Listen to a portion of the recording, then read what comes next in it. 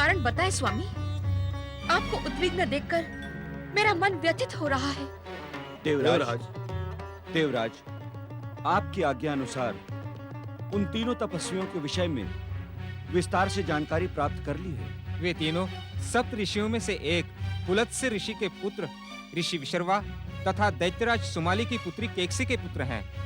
अर्थात वो तीनों श्रेष्ठ ब्राह्मण तथा श्रेष्ठ दानव कुलों के संपर्क से जन्मे हैं। हाँ देवराज। पवन देव, क्या नाम है उन तीनों का? सबसे बड़े भाई का नाम है रावण, मंझला कुंभकर्ण और सबसे छोटा विभीषण। वे तीनों परमपिता ब्रह्मा जी की तपस्या कर रहे हैं। किस लिए? किस लिए वो आधे ब्राह्मण और आधे दैत्य तपस्या कर रहे हैं? स्वर्ग पर अधिकार पाने के लिए? इसका उद्देश्य अभी स्पष्ट नहीं हो सका देवराज। क्यों स्पष्ट नहीं हो सका है पवन देव? देवराज, गुप्तचरी करना हमारा कार्य नहीं। हम तो आपकी प्रशंसा के लिए हर कार्य स्वीकार कर लेते हैं। आपके स्वर में विद्रोह की गंध आ रही है अग्निदेव। आप प्राय भूल जाते हैं कि आप किसके सम्मुख खड़े हैं। मैं अपनी मर्यादा कभी नहीं भूलता देवराज, किंतु आपके आशंकित मन और संदेही स्वभाव से मुझे सदा तनाव बना रहता है। यही कारण है कि आप अपने दायित्वों को पूरा नहीं कर पाते। आप मुझ पर मिथ्या आरोप लगा रहे हैं देवराज। मैं अपने दायित्व से कभी मुंह नहीं मोड़ता। स्वामी, ये समय आपसी विवाद में उलझने का नहीं है। अभी तो इंद्र को अपनी राजनीति में तुम्हारे परामर्श की आवश्यकता नहीं है देवी शची। अग्निदेव, आप किन दायित्वों की पूर्ति की दुहाई दे रहे हैं? प्रत्येक दायित्व की। तो क्या आपको उस क्षत्रिय कार्तवीर की तपस्या का उद्देश्य ज्ञात हो गया? हाँ देवराज, देवऋषि नारद से ज्ञात हुआ है कि कार्तवीर की तपस्या का उद्देश्य स्वर्गलोक की प्राप्ति नहीं है। अर्थात वो अतुल शक्ति तथा सहस्त्र बाहुओं को प्राप्त करने के लिए भगवान दत्तात्रेय की आराधना कर रहा है।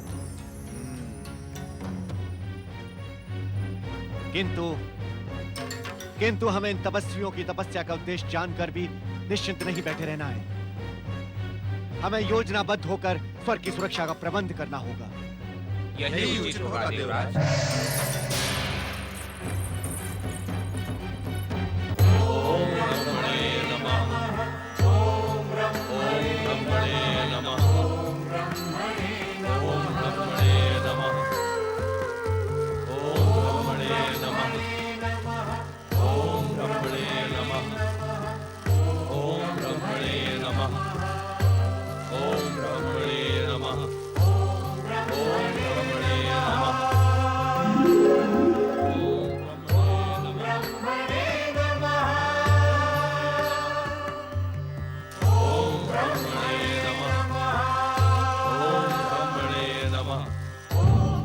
देवराज, क्या हमें तपस्यारत इन तीनों के विरुद्ध अपनी दिव्य शक्तियों का प्रयोग करना उचित होगा?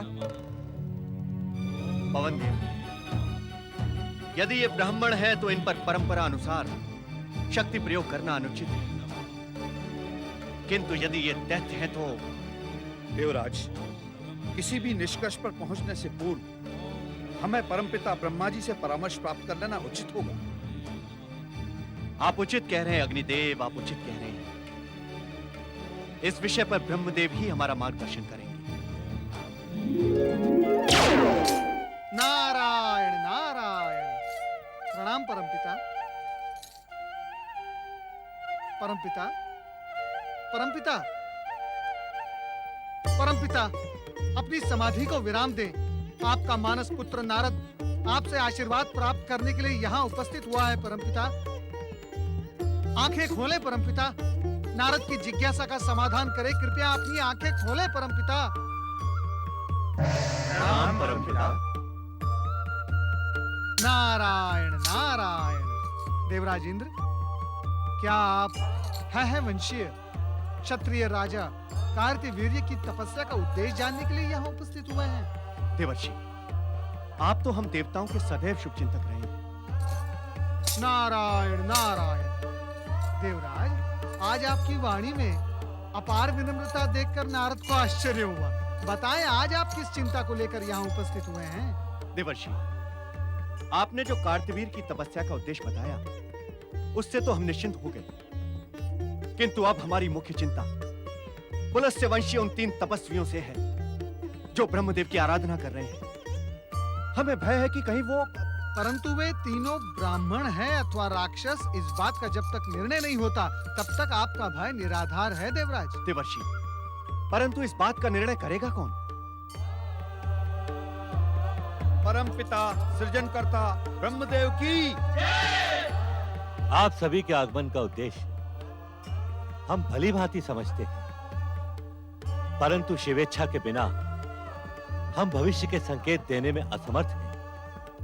आप लोग उचित समय की प्रतीक्षा करें।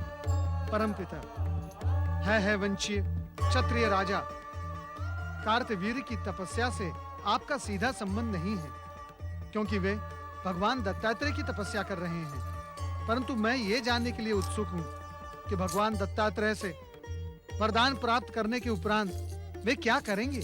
नारद, अति महत्वाकांक्षा और अति जिज्ञासा उचित नहीं होती।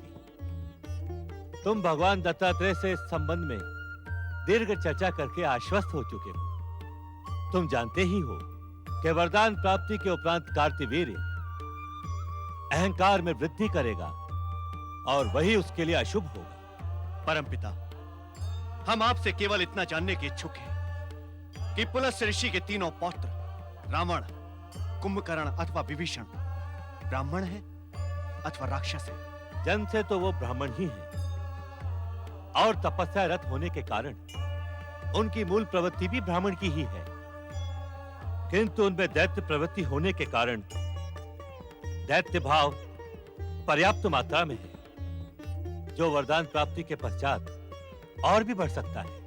अर्थात आप उन्हें वरदान देंगे अवश्य। ब्राह्मण तपस्वियों को वरदान न देने का तो प्रश्न ही नहीं उठता देवराज, परंतु वरदान देने से पूर्व हम उनकी कठोर परीक्षा अवश्य लेंगे। पुलत्स्य के पौत्र रावण और उसके भाइयों की चिंता छोड़कर आप अपने कर्तव्य की चिंता कीजिए देवराज। परमपिता, आप किस कर्तव्य की बात कर रहे हैं?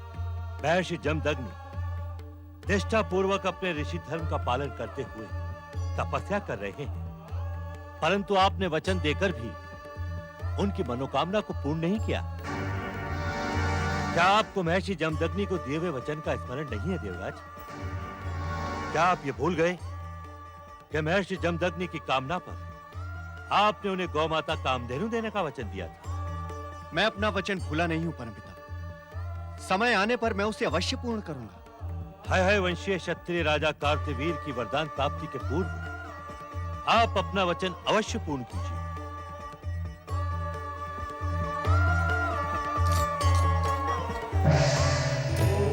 ओम नमः शिवाय। ओम नमः शिवाय। ओम नमः शिवाय। ओम नमः शिवाय। ओम नमः शिवाय। ओम नमः शिवाय। प्रणाम महर्षि जमदग्नि। देवराज इंद्र, जमदग्नि आश्रम में स्वागतम स्वागतम स्वागतम। महर्षि, मैंने आपको गौमाता कामधेनु देने का वचन पूर्ण किया, इसे स्वीकार करें। अहो भाग्य, मैं आपका ये दान स्वीकार करता हूं देवराज।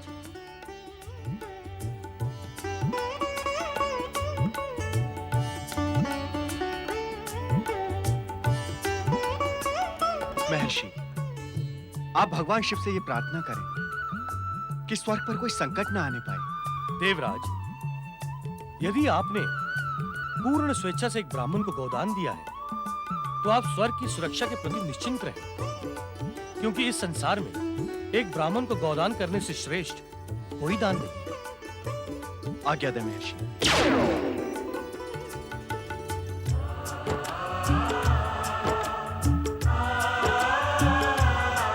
हे माता कामधेनु, हम पर अपनी कृपा सदा बनाए रखिए।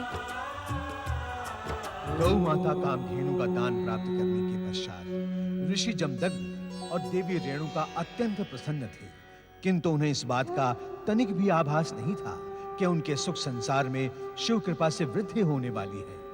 संसार में जब भी कोई विलक्षण घटना घटित होने वाली होती है, तो उसके संकेत समस्त जड़ चेतन और वातावरण में दिखाई देने लगते हैं। ऐसे ही शुभ संकेत आज कैलाश पर दिखाई पड़ रहे हैं।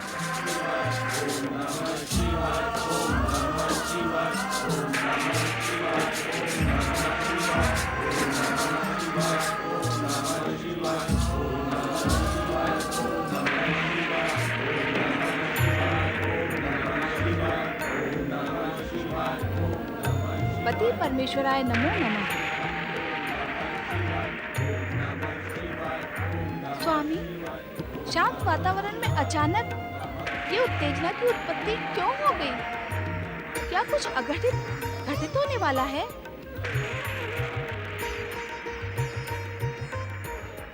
देवी पार्वती, वातावरण के साथ उत्तेजित होने की आवश्यकता नहीं है। किंतु स्वामी, आप स्वयं कहते हैं कि अचानक परिवर्तित हुआ वातावरण आने वाली स्थितियों की सूचना देता है। हाँ देवी, यह परिवर्तित वातावरण भी एक शुभ सूचना लेकर उपस्थित हुआ है। शुभ सूचना? हाँ पार्वती, इस संसार के कल्याण के लिए जब कोई दिव्य शक्ति प्रकट होती है तो इस संसार को उसका पूर्वाभास जड़, प्रकृति, चेतन और वातावरण करवाने लगते हैं। दिव्य शक्ति का प्राकट्य?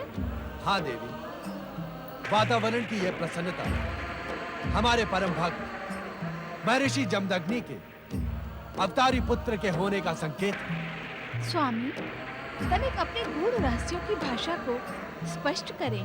पार्वती, भगवान श्री हरि विष्णु ने देवी रेणुका को अपने अवतार में माता होने का गौरव प्रदान किया है।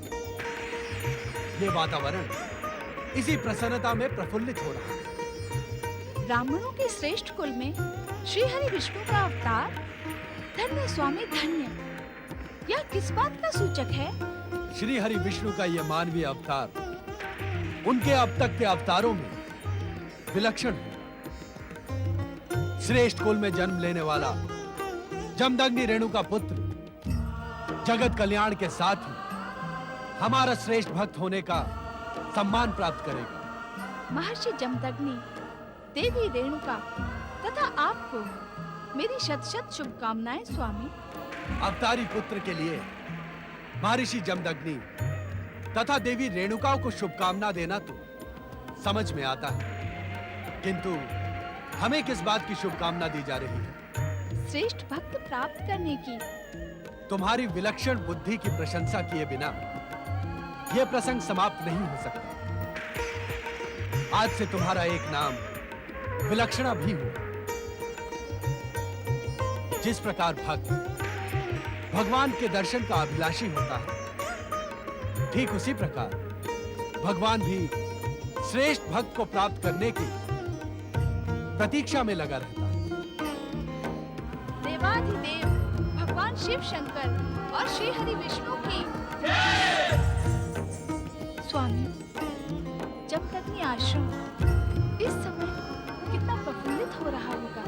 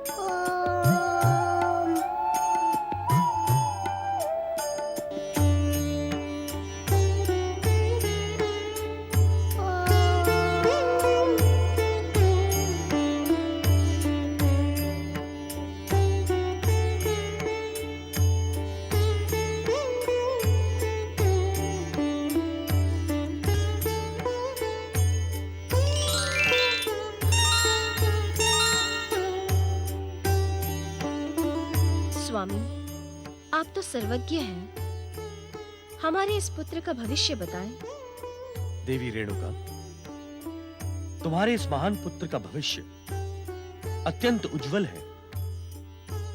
ये ब्राह्मण संस्कृति का पुरोधा, परम तपस्वी तथा धर्मात्मा के रूप में प्रसिद्ध होगा। इसे भोलेनाथ की परम कृपा प्राप्त होगी। पिताश्री, हम अपने अनुज को किस नाम से पुकारें? ओम नमः शिवाय। शिवेच्छा के अनुसार हमने इसका नामकरण कर दिया है। क्या नाम है स्वामी? राम। राम? राम राम? राम। दत्तात्रेय नमः। दत्तात्रेय नमः। दत्तात्रेय नमः। दत्तात्रेय नमः। ओम दत्तात्रेय नमः।